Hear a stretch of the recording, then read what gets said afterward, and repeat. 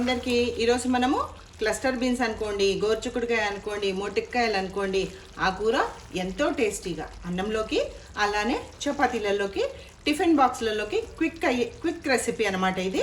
అందుకోసం నేను ఇట్లా చిన్న ప్యాన్లో చేస్తున్నాను. ఈ విధంగా చేయండి, చాలా అంటే చాలా బాగుంటుంది. వచ్చేయండి చూద్దాం. స్కూల్ స్టార్ట్ అయినాయి కదా, క్విక్ రెసిపీస్ కాబట్టి నేను కుక్కర్లో చేసి చూపిస్తున్నాను.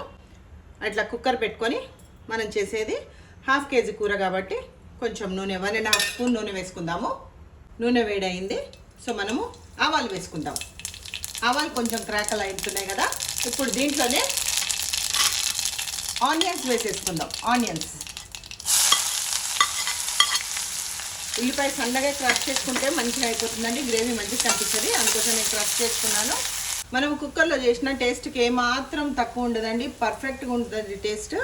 ఇప్పుడు కొంచెము అల్లం వెల్లుల్లి ముద్ద కూడా వేసుకుందాము. చిన్న స్పూన్ అండి, మంచి మనకి మసాలా అరోమా రావడానికి అల్లం వెల్లుల్లి అది వేసుకొని అది 1 నిమిషం పాటు ఫ్రై చేసుకుందాం. పచ్చివాసన పోయేంత వరకు. పచ్చివాసన పోయింది, మంచి అరోమా వస్తుంది.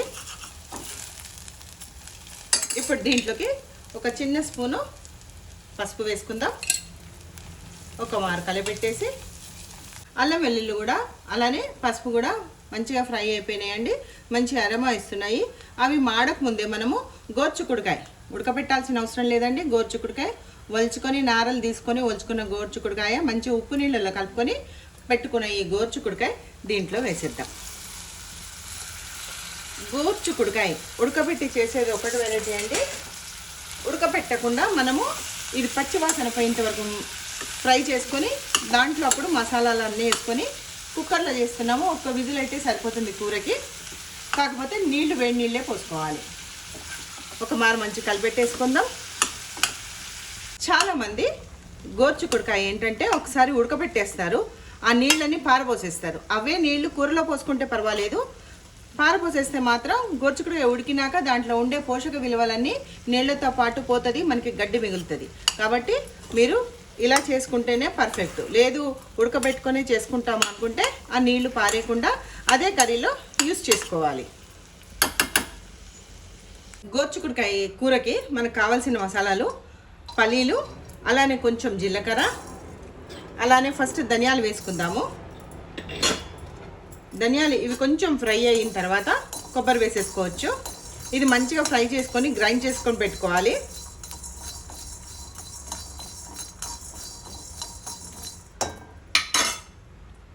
జీలకర్ర అట్లనే ధనియాలు మంచి అరోమా ఇస్తున్నాయి. ఇప్పుడు చిన్న ముక్క కొబ్బరి మనం క్రష్ చేసుకొని వేసుకున్నాను, తురుముకొని వేసుకున్నాను. ఇది 1 నిమిషం పాటేనండి, కొబ్బరి తొందరగా ఫ్రై అయిపోతుంది. మనకేంటి కొబ్బరి పచ్చివాసన పోవాలంతే.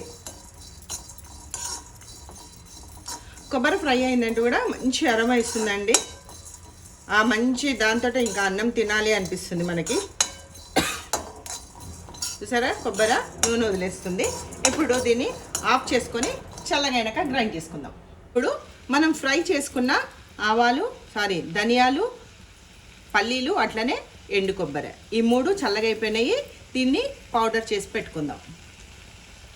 చూడండి, ఈ విధంగా మనము గ్రైండ్ చేసుకోవాలి. పొడి పొడిగానే ఉండాలి.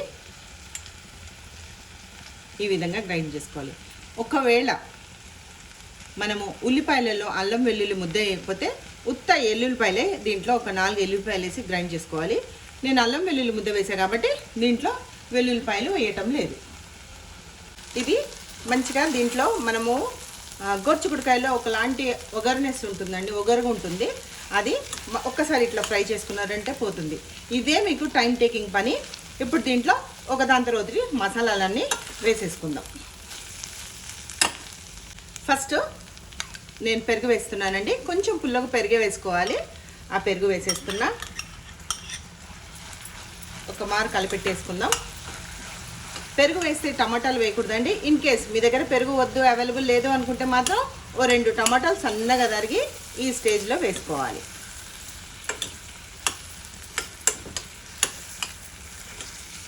కంటిన్యూస్గా కలిపేద్దాము, ఎందుకంటే అది లిక్విడ్ లాగా అయిపోతుంది పగిలిపోకుండా. చూసారు కదా, ఈ విధంగా అయిపోయింది. ఇప్పుడు వాటర్గానే అయ్యింది, పగలలేదు. ఇప్పుడు దీంట్లోకి ఉప్పు వేసుకుందాం. కొంచెం ఆపుకుందాం. తక్కువైతే మళ్ళీ వేసుకోవచ్చు, కానీ ఎక్కువైతే పడేయడమే కాబట్టి మనం తక్కువే వేసుకుందాం. పడేయడం కాదు, మళ్ళీ ప్రాసెస్ చేసుకోవాలి. ఆలుగడ్డలు ఉడకబెట్టి వేసుకోవడమో మీగడ వేసుకోవడమో చేసి ఉప్పు తక్కువ చేసుకోవాలి. కొంచెం ఉప్పు తక్కువనే వేసుకున్నాను.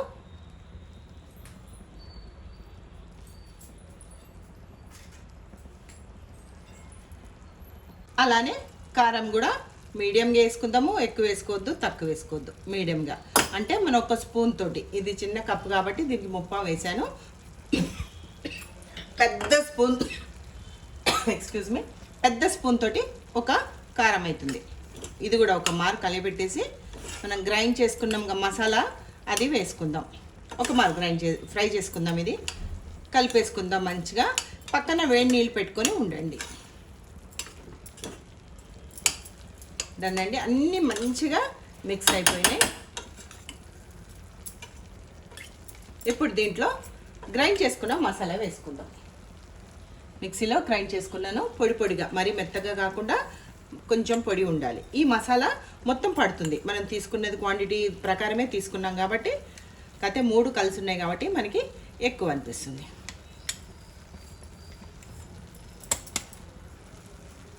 ఈ మసాలా పల్లీలు ఫ్రై చేసి వేసుకుంటే ఎక్కువసేపు ఉండాల్సిన అవసరం లేదండి. పల్లీలు వేయించుకోకుండా పచ్చివి గిట్ట గ్రైండ్ చేస్తే మనము అది కూడా కొంచెం ఫ్రై అయ్యేంతసేపు ఉంచుకోవాలి. కాకపోతే మనం పల్లీలు వేయించుకున్న మసాలాలన్నీ వేయించుకుంటే పని తక్కువ ఉంటుంది. ఇలా ఒక మారు కలిపెట్టేసి పక్కన వేడి నీళ్ళు పెట్టుకొని ఉన్నాను, అవి వేద్దాం. ఈ కూరలో వేడి నీళ్ళు పోస్తే బాగుంటుందండి. కొన్ని కూరలో వేడి నీళ్ళు పోసుకోవచ్చు, కొన్ని కూరలలో మాత్రం, ఆలుగడ్డ కూరలో మాత్రం చన్నీళ్ళు పోయాలి, చల్ల నీళ్ళు పోసుకోవాలి, వేడి నీళ్ళు పోసుకోకూడదు. బట్ ఈ కూరలో, ఈ చిక్కుడుకాయ కూరలో వేడి నీళ్ళే పోసుకోవాలి. ఎంత పోసుకోవాలి అని అంటే, బీన్స్, క్లస్టర్డ్ బీన్స్, గోర్చుకుడుకాయ, మొట్టికాయ, నానా పేర్లు ఉన్నాయి కదా, ఇవి మునిగేంత వరకు నీళ్లు పోసుకోండి. చూసారా, ఈ విధంగా మునిగేటట్టు నీళ్లు పోసుకొని ఒకసారి మూతేసే ముందు మనం ఒక్కసారి దీని టేస్ట్ చూసుకుందాం.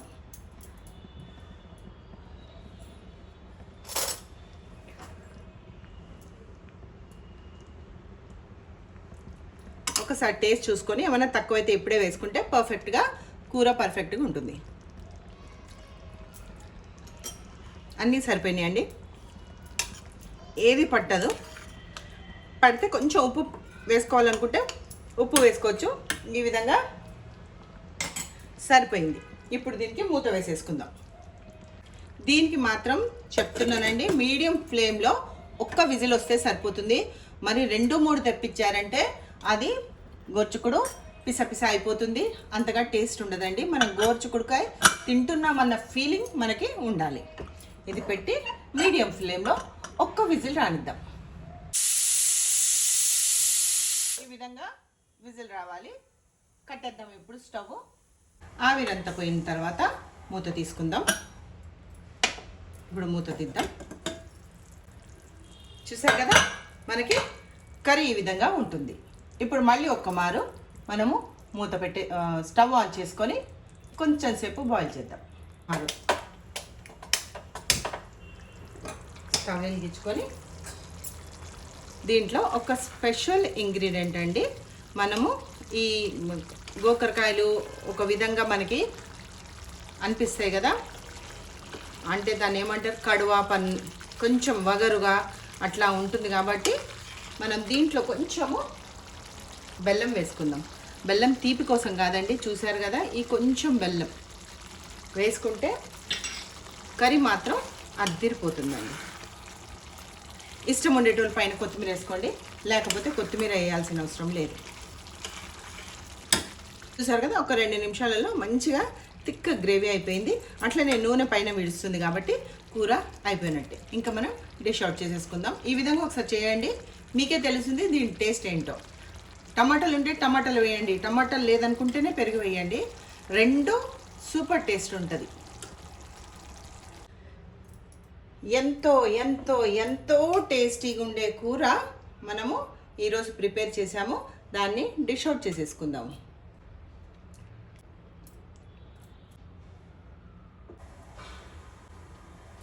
చూసారా, కూర రెడీ. టేస్టీ అయిన కూర తినేద్దాం వచ్చేయండి. ఎంత టేస్టీ ఉంటుందంటే అంత టేస్టీగా ఉంటుంది.